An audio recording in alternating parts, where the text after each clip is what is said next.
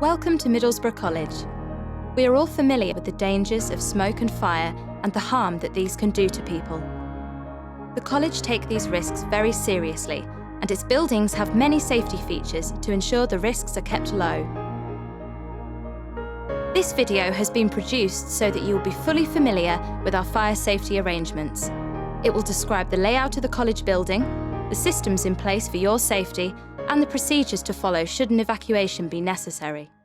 For evacuation purposes and fire safety procedures, it's important that occupants become familiar with the buildings. The central internal area of the main building is known as the street.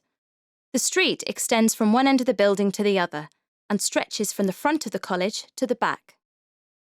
To ensure easy navigation, the part of the building nearest the clock tower is referred to as the clock entrance end, and the part of the building nearest to the town centre is referred to as the town entrance end. The Hull is made up of 5 levels of general and practical teaching rooms. This area also has access to 3 evacuation lifts. The college's laboratory, sports, engineering, construction and performing arts facilities make up 2 floors known as the Wave. To access the lifts from this area, use the bridges across the street area, back to the Hull. MC6 is a much smaller building with a central access point and fire escapes at both ends of the building.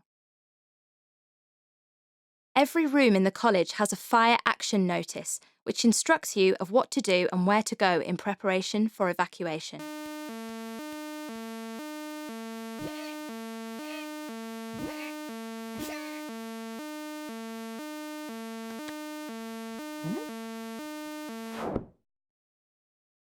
The college fire safety system has many features: fire and smoke doors, escape routes and signs, emergency lighting, evacuation lifts, detectors, sprinklers, alarms and procedures are all regularly inspected and tested to ensure your safety in the event of a fire.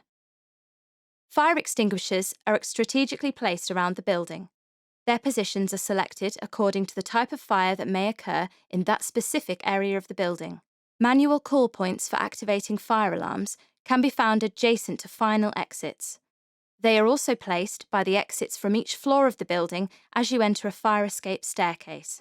For the main building, the fire alarm has 2 sounds.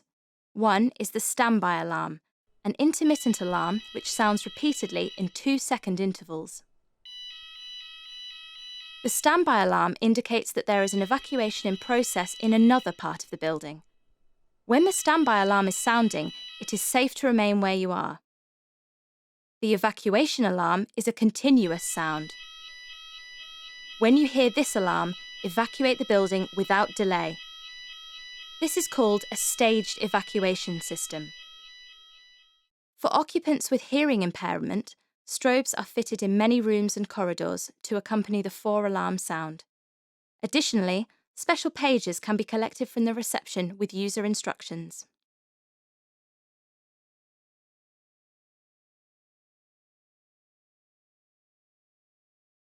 For the MC6 building, the fire alarm has only 1 sound, a continuous evacuation alarm. For any occupants for which assembling outdoors may be problematic, for example, clients receiving beauty therapy treatments, the evacuation manager may permit refuge in a part of the building which is on standby. However, it is important that evacuation is firstly to the assembly point to report to the fire warden that you and all in the group have reached a place of safety. Our fire safety systems are in place for your protection. They are there to minimise the probability of a fire occurring in the building, detect a fire quickly, ensure rapid warning for safe evacuation, prevent a fire spreading, make firefighting facilities easily accessible, prevent unnecessary risk to emergency response teams. If you discover a fire, sound the fire alarm by breaking the glass on the nearest manual call point. This will trigger the emergency systems. Do not attempt to tackle a fire unless you have been trained to do so. Improper use of a fire extinguisher could increase the risk of harm to yourself and others. If you hear the evacuation alarm sounding, evacuate the building and assemble at a place of safety. You need to be aware of your assembly point. There are 3 assembly points at the college. Point M is the main entrance assembly point, Point C at the clock tower entrance end of the building, and Point T at the town entrance end of the building. The fire action notice will inform you of the correct assembly point for your part of the building. The assembly point for MC6 is Point T. Leave no risks. Turn off all heat equipment such as ovens, irons, and burners. As you leave, close any open windows and doors behind you. Avoid locking the doors, as this will make it difficult to check that everyone is out of the building safely. Leave the building by the shortest route, following the relevant signs, but do not run. Stay together and check to make sure no one is left behind. Following the signs will lead you to the nearest final exit. It's important you use the fire exits provided, otherwise the normal entrances to the building can become congested and slow down evacuation.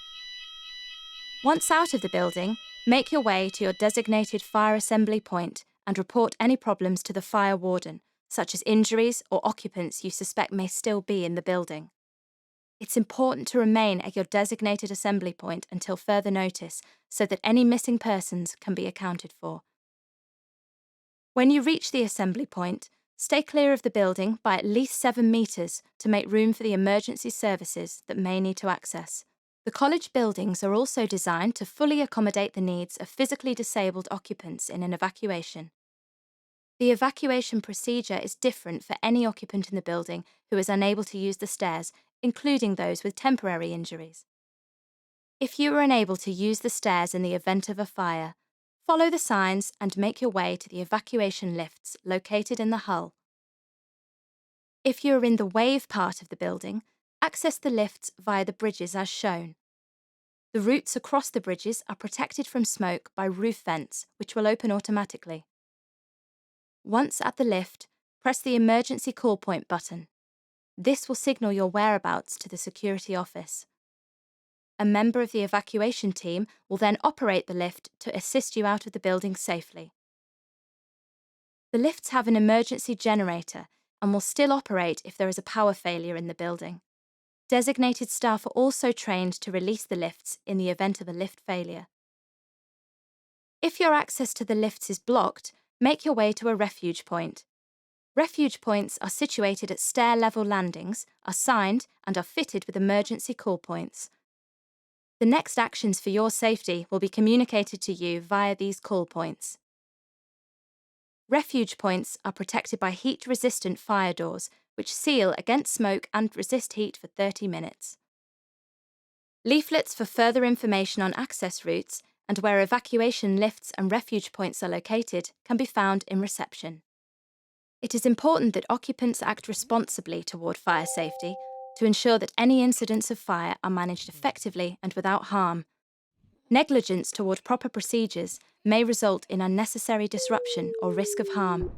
Improper use or vandalism of fire safety equipment is taken seriously and will result in disciplinary procedures.